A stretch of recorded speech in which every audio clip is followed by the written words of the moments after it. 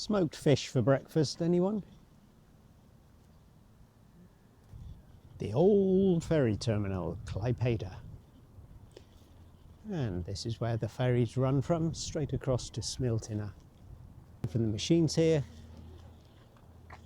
buy your ticket, gets validated going through the stalls there. While we're waiting for the next ferry, having just missed the 8:30, even though it did set off 3 minutes late. I was just about 20 seconds too late to jump on it. Too bad, but it gives us plenty of time to admire other things here at the old ferry terminal.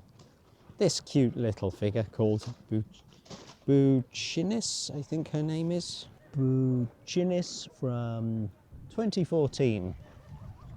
So she's not even 10 years old, bless her. A little figure, kissing farewell to Mama and Papa, perhaps.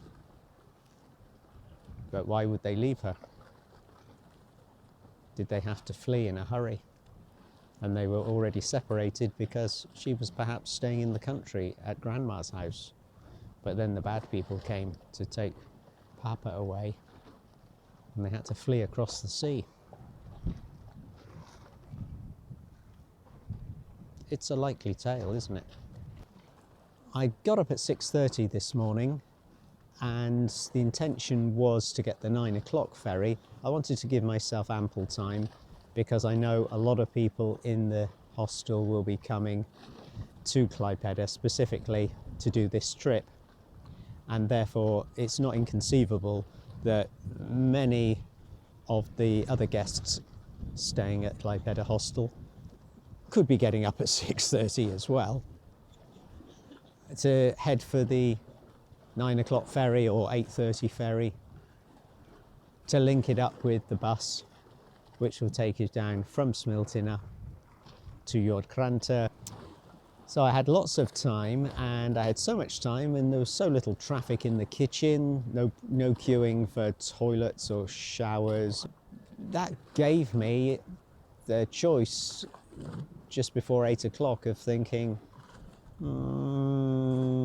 why don't I go for the 8:30, and then I can go over to Smiltyne, walk up to the Sea Museum and Dolphinarium, which is what I'm looking at, way off in the distance there. But I could just chat about that, film it, get some idea of the latest opening hours. I already know the ticket prices, to be honest, but unfortunately just missed this ferry by a few seconds. Got stuck behind a gaggle of Lithuanian people at the self-service ticket terminals where you have to put your coins in or use your bank card. It's only €1.50, but it seemed to be causing them some kind of kerfufflement. Never mind, it wasn't meant to be. I'm back on course with my original plan A, getting the 9 o'clock ferry. While I'm talking about that sea museum, by the way, it's a sea museum and dolphinarium.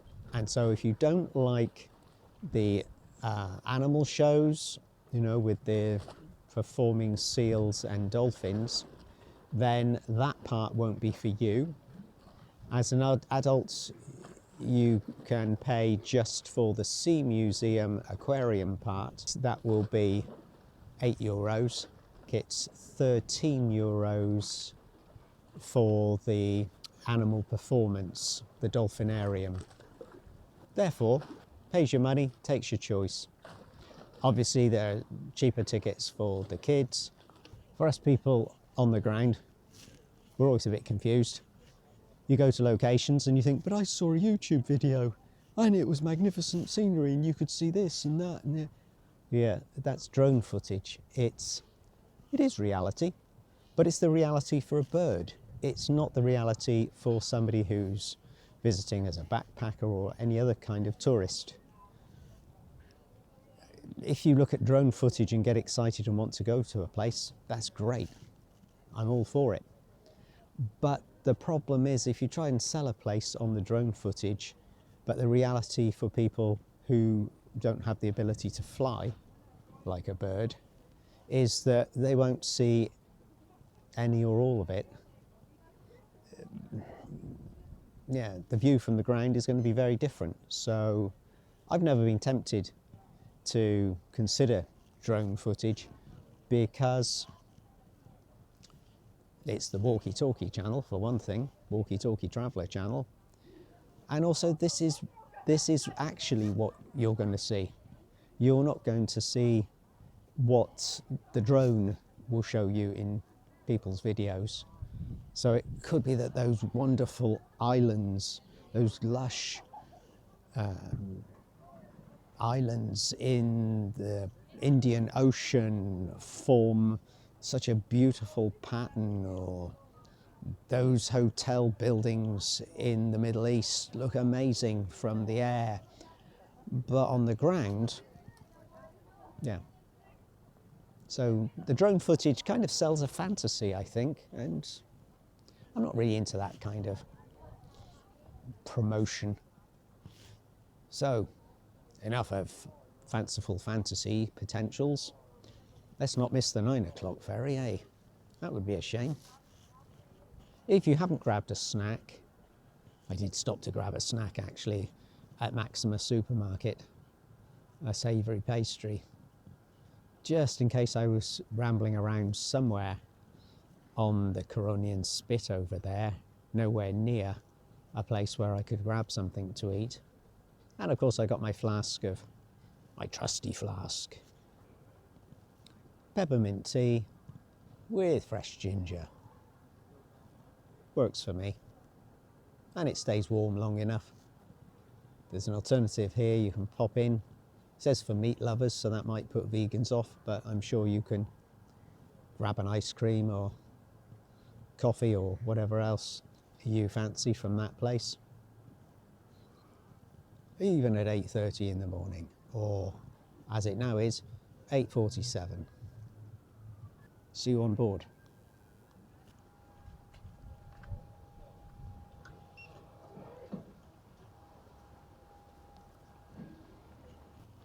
So it's as easy as that to get on board the ferry.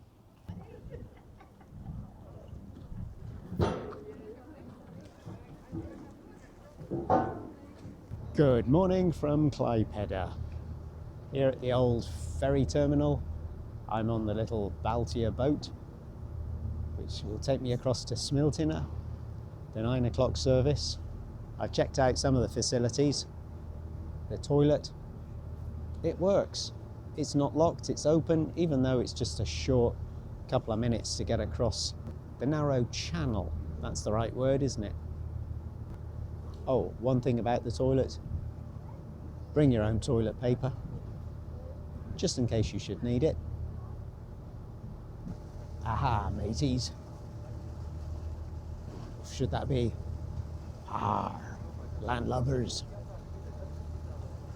We're off setting sail. There is no sail.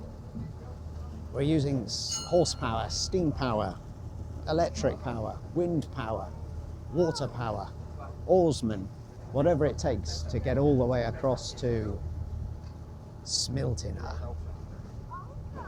Then hopefully we'll be able to jump straight on the bus and head down to Jordkranta. The fare for the bus for the 30-minute ride is €4. Ooh, that's a bit steep, I hear you say, and I'm with you on that. But what do? You can cycle, you can walk. It's something just under 20 kilometers if you choose those latter two options, one of them. But I'll have to put my hand in my pocket, grudgingly, and cough up €4 for my ticket. There should be enough room on the bus. Hopefully it'll be a decent sized bus, so it won't be limited to just a few seats, because most of the people are inside. Not a huge number, but there's probably about, I would say, 30 of us going across. But that said, some will be going up to the Sea Museum and Dolphinarium. Others will be going straight across this sandbar and heading to the beaches, perhaps having a nose in the forests just to see what's in there, what's growing, what is ready to be picked already, if anything is. And the rest of us will be hoping to get a place on the bus. But as I say, shouldn't be a problem. I think there's not too many people, as long as the bus is a decent size.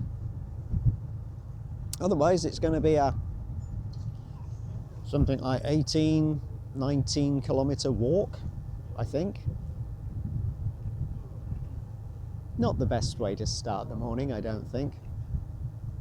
But for some of you, might think, hey, that's what I like to do on a Camino, so why not?